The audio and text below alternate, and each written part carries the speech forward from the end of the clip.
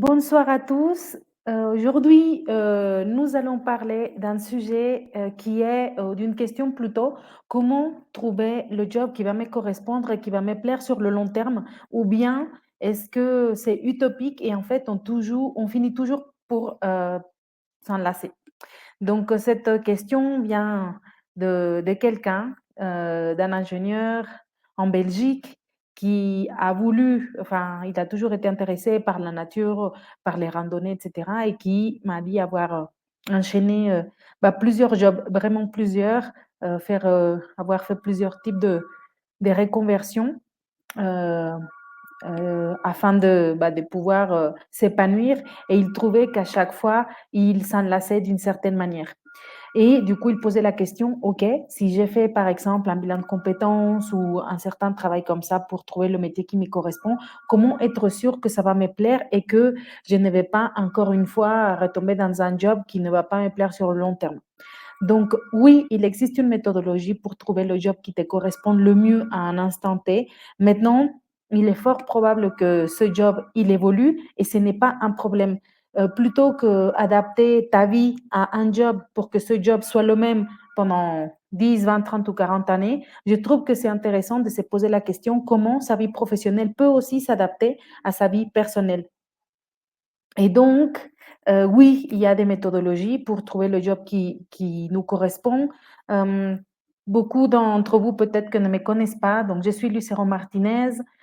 Si vous entendez un accent, c'est parce que je suis née au Mexique et j'ai eu la chance de pouvoir aller en France pour faire, mes études et je vous raconte tout ça juste pour, que vous sachiez que je me suis reconvertie une première fois à la fin de mes études pour devenir d'ingénieur à aller travailler dans le marketing, et ensuite du marketing à avoir aujourd'hui une entreprise qui s'appelle Reconversion Réussie et qui a pour objectif d'aider les cadres et les ingénieurs à trouver le métier qui leur correspond. Donc, j'ai tout ça pour dire que je parle de l'expérience, d'être passé par là et pour avoir accompagné plus de 130 cadres et ingénieurs à trouver le métier qui leur correspond. Souvent, on me demande, mais ta méthodologie, elle repose d'où, de quoi, tu l'as sortie d'où? Donc, pas d'un livre, mais encore une fois, de mon expérience d'accompagnement et de mon expérience de vie. Et j'ai découvert qu'il y a effectivement, j'ai constaté qu'il y a 6 étapes. J'ai baptisé cette méthode la méthode clarté, 6 étapes pour trouver le métier qui nous correspond, effectivement, à un instant T. Pourquoi j'ai dit un instant T? L'une des étapes dans cette méthodologie, c'est la connaissance de soi, c'est de faire le point sur quelles sont mes envies et mes besoins d'aujourd'hui, quelles sont mes priorités de vie aujourd'hui, et en fonction de ça, pouvoir choisir entre les pistes A, B, C, D, E, etc. Quel est le métier qui correspond le plus à, à ses priorités de vie, à ses envies et à ses besoins? Souvent, quand on sort de l'école, souvent, enfin, je travaille avec des personnes issues d'écoles de commerce ou des écoles d'ingénieurs. On sort de l'école, on a bien sûr envie de profiter ou de capitaliser sur toutes ces années d'études et, et donner la chance au métier, voilà, pour lequel on s'est formé. Et puis, on se rend compte au fil des expériences professionnelles que parfois, on est arrivé là plus par hasard qu'autre chose, qu'on n'a pas réellement choisi à l'âge de 18 ans, en toute âme et conscience, la voie dans laquelle on voulait aller. Et puis, une fois dans les jobs, ou une fois avoir changé plusieurs jobs, voilà, des questions se posent. Et donc, c'est là qu'il est tout à fait normal, et ce n'est pas une fatalité et ce n'est pas, comment dire, grave de se poser des questions par rapport à quelle est la suite. Maintenant, ce qui est sûr, c'est que ça fait très peur. Ça fait très peur parce qu'on se repose sur une expertise, sur une ancienneté, sur un certain niveau de vie, et on peut avoir l'impression qu'on est devant une impasse ou devant une grosse montagne à gravir où on ne sait pas par où commencer, on ne sait pas quel est le métier qui nous correspond parce qu'on a l'impression parfois qu'on n'a pas de passion particulière, qu'on est un peu dans le brouillard, dans le flou, et juste en train de subir une vie professionnelle qui ne nous convient plus et qui nous donne des signes ou des symptômes physiques, émotionnels pour nous prouver qu'on n'est pas sur le bon chemin, pas à notre place, pas en train de profiter de ce qu'on fait, ou on ne se projette pas sur le long terme dans le job dans lequel on est, mais avec l'incapacité de savoir vers quoi aller. Donc, voilà, cette méthodologie, pour la faire courte, en 3 étapes, pour la question de comment trouver le job qui va me plaire sur le long terme. Donc, pour la faire courte, première étape, une étape de reconnexion. où l'idée est de vous accepter tel que vous êtes là maintenant, de reconnaître quelles sont vos qualités, de reconnaître quel est votre type de personnalité, de reconnaître quel est votre type d'intelligence, etc. Et puis vos priorités de vie. Ensuite, la deuxième étape, qui est pour moi le nerf de la guerre, c'est cette question des peurs. Comment dépasser ces peurs? Comment transformer des croyances qui vous limitent en des croyances ressources qui vont vous pousser à avancer? Il est là le nerf de la guerre parce que les personnes, voilà, que j'ai l'habitude d'accompagner, que je côtoie, ce sont souvent des directeurs ou des managers, des ingénieurs, des personnes qui savent mener des projets, etc. Mais quand il s'agit de leur propre vie, alors là, c'est plus compliqué parce qu'on a un bagage d'une éducation, des parents, des proches, le regard des autres, cette envie de performer, d'exceller, de faire du mieux qu'on peut, ce regard de la société par rapport au statut que l'on a, l'ancienneté que l'on a, le poste que l'on occupe, le salaire que l'on a, etc. Bref, il y a tellement de variables qui font qu'on est bloqué et qu'on n'arrive pas à chercher, se projeter ou avoir la force et la motivation de se bouger pour aller chercher ailleurs. Donc souvent, on doit toucher le fond de la piscine pour pouvoir rebondir. Ce n'est pas le cas de tout le monde, heureusement, mais il faut parfois arriver à une évidence pour se rendre compte qu'on n'est pas au bon endroit.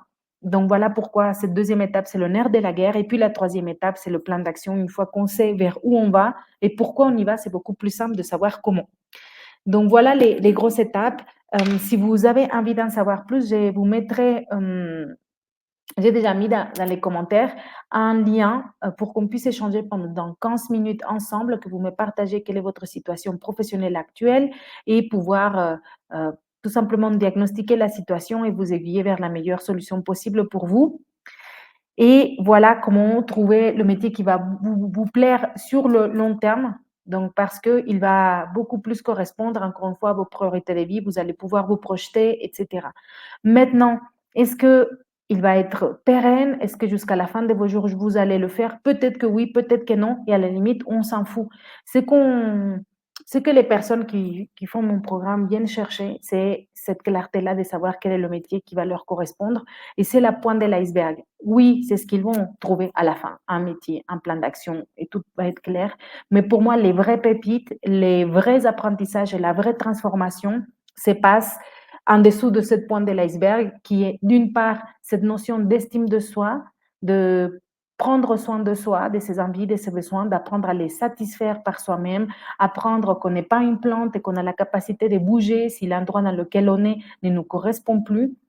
Ça, c'est des vrais apprentissages. Et numéro 2, accepter beaucoup plus le changement de la vie, accepter que l'on évolue et que c'est OK que notre vie professionnelle puisse s'adapter à qui l'on est. Et une fois qu'on a fait finalement ce parcours d'avoir, par exemple, changé de job ou avoir fait un changement radical des métiers, etc., pour s'honorer, pour tout simplement être en accord avec qui l'on est, avec ce qui nous plaît, ça devient comme un muscle que l'on va pouvoir activer à un autre moment de notre vie, par exemple, où on va vouloir déménager ou avoir des enfants, ou quelque chose va se passer et on sera beaucoup plus armé émotionnellement, mentalement, dans l'état d'esprit et dans la boîte à outils des exercices qui sont fournis pour affronter n'importe quel autre changement. Donc voilà, j'espère que ce live vous a apporté de l'espoir pour savoir que ce n'est pas une fatalité de vous sentir perdu ou pas votre place dans votre job. Il existe des méthodes clairement prouvées et des accompagnements complets comme celui que je propose avec des coachings individuels, collectifs, avec une méthodologie pour vous aider à avoir de la clarté. Ce n'est pas si simple. Pour ma part, j'ai pris 4 ans pour trouver un métier qui allait pouvoir me correspondre, pour avoir 4 ans pour tout simplement oser et c'est beaucoup plus facile, hein. Il y a des programmes comme le mien qui durent 10 semaines qui permettent de faire un vrai coup d'accélérateur au lieu de, par exemple, dans mon cas, 4 ans passés à 10 semaines. C'est très bien, finançable par le CPF et et dans une ambiance beaucoup plus quelque part, beaucoup plus soutenante parce qu'il y a d'autres personnes qui sont dans la même situation que vous, qui sont déterminées, motivées et qui vous poussent à avancer. Donc si vous voulez en savoir plus sur ça ou tout simplement avoir un diagnostic de votre situation pour que je puisse vous aiguiller vers une autre solution si c'est ce qu'il y a de mieux pour vous, avec grand plaisir. J'ai mis mon agenda comme ça vous pouvez choisir le créneau qui vous va le plus et puis, voilà, prenez soin de vous, passez à l'action parce que pas d'action, pas de résultat, on le sait. Je vous souhaite une excellente semaine et je vous dis à la semaine prochaine pour un prochain live. Merci tout le monde. Ciao, ciao.